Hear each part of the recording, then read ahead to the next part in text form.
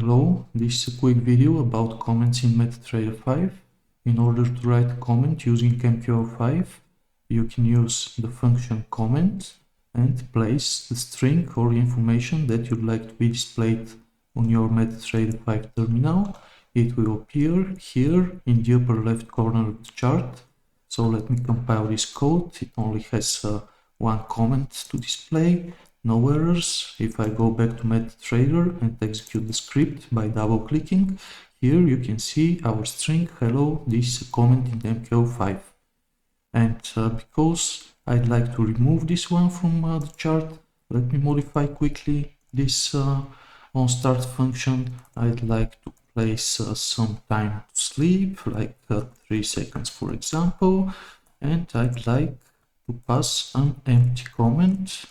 So this should work. Let me compile this code once again, and if I go back to MetaTrader, you can see that my first script is executed, the comment appeared and disappeared. If I click this once again, hello, this is a comment in MQL5, and it disappeared after 3 seconds. Thanks for watching and see you in the next video.